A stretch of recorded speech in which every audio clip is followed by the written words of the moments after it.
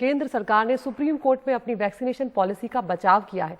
केंद्र सरकार ने कहा है कि यह फैसला बड़े जनहित में लिया गया है, इसलिए इसे कार्यपालिका पर छोड़ दें, किसी न्यायिक हस्तक्षेप की जरूरत नहीं है। दरअसल सुप्रीम कोर्ट ने इस मामले में खुद संज्ञान लेते हुए कहा था कि वैक्सीन की कीमत तय करने के आधार और औचित्य को स्पष्ट करे सरकार। हम सीधा रुख करते हैं हमारे सहयोगी आशीष भार्गव का। आशीष, यहाँ पर वैक्सीन को लेकर तमाम सवाल जो हैं वो पहले ही उठाए जा रहे हैं। अब ऐसे में टास्क फोर्स का भी हाल ही में सुप्रीम कोर्ट ने गठन किया और कहीं ना कहीं वो जो गठन हुआ है उससे ये भी दिखा रहा है कि अविश्वास एक है जिस तरह का काम सरकार द्वारा किया जा रहा है। अब ऐसे में ये वैक्सीन की पॉलिसी को लेकर भी सवाल खड़े हो रहे हैं।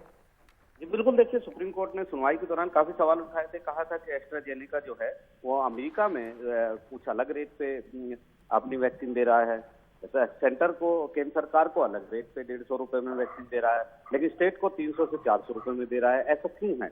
इतनी जो पॉलिसी है वो यूनिफॉर्म पॉलिसी क्यों नहीं हो सकती है? केंद्र सरकार एज ए नेशन हम क्यों नहीं खरीद रहे हैं? मतलब केंद्र सरकार कुल मिलाकर सुप्रीम कोर्ट ये बताने की कोशिश कर रहा था कि हम राज्यों को कह रहे हैं, केंद्र सरकार कह रहा है कि आप खरीद लीजिए एज ए नेशन। जब ये नेशनल पूरी राष्ट्रीय आपदा है, राष्ट्रीय महामारी है, एक राष्ट्र के तौर पर हमको ये सारे कदम उठाने चाहिए और केंद्र सरकार क्यों नहीं बल्क में सारी ये वैक्सीन खरीदे और फिर जो है वो राज्यों को सप्लाई करे, एक डिसेंट्रलाइज पॉलिसी निकाले। क्योंकि सुप्रीम कोर्ट का ये मानना था कि वैक्सीन एक बहुत जरूरी चीज है इस महामारी से निपटने के लिए और इसके लिए केंद्र सरकार को आगे आना चाहिए, ना कि राज्यों को।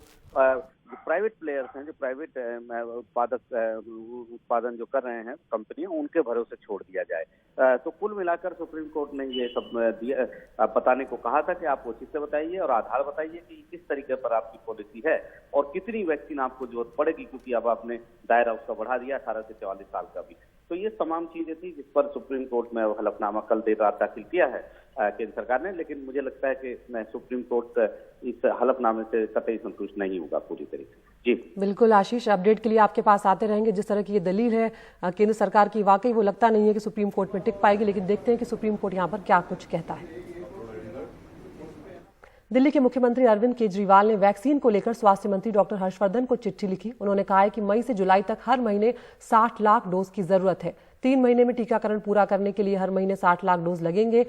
सीरम इंस्टीट्यूट और भारत बायोटेक को जल्द सप्लाई का आदेश दें, उन्होंने ये भी अपनी चिट्ठी में लिखा है। और वैक्सीन की कीमत एक हो, चाहे केंद्र खरीदे या राज्य या फिर निजी अस्पताल। उन्होंने ये भी कहा कि मौजूदा जो हालात हैं उसमें क्योंकि अलग अलग कीमतें हैं, इसलिए कंपनियां जो हैं वो निजी अस्पतालों को पहले वैक्सीन देंगी, क्योंकि उसमें उन्हें ज्यादा फायदा है, क्योंकि कीमत ज्यादा मिलेगी।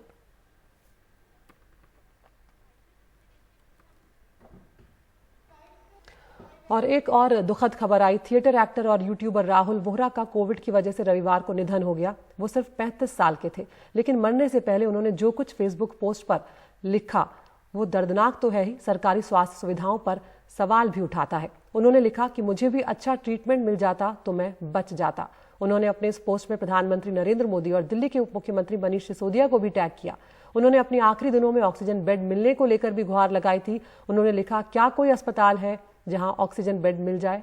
राहुल वोहरा एक प्रभावशाली, प्रतिभाशाली एक्टर थे जिनके यूट्यूब पर हजारों फॉलोअर्स हैं। वो दिल्ली के मशहूर थिएटर ग्रुप अस्मिता से जुड़े थे। उनका देहांत दिल्ली के ही एक अस्पताल में हुआ। राहुल के परिवार में उनके माता पिता के अलावा उनकी पत्नी और बहन है, जो इस वक्त बेहद शोक में है।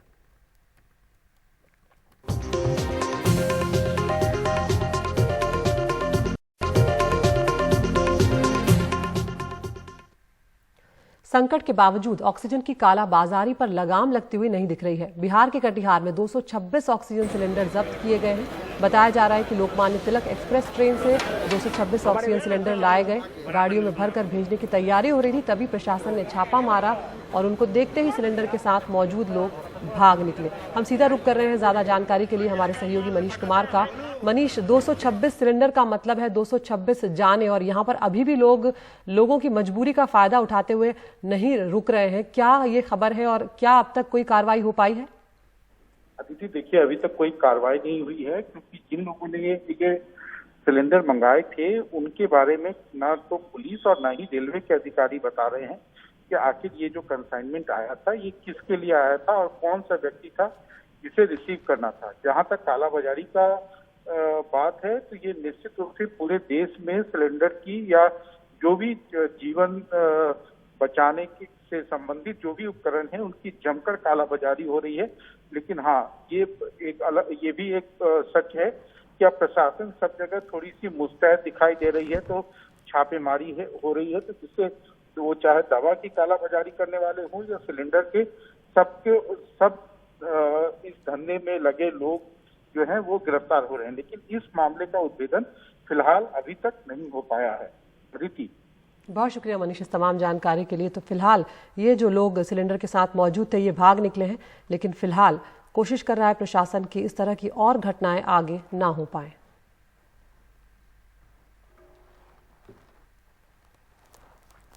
और गुड मॉर्निंग इंडिया में अब वक्त हो गया है टॉप न्यूज का। एनडीटीवी इंडिया आप यूट्यूब पर भी देख सकते हैं। रोज हम आपको 5 खबरें दिखाते हैं और आप चुन सकते हैं अपनी पसंद की खबर।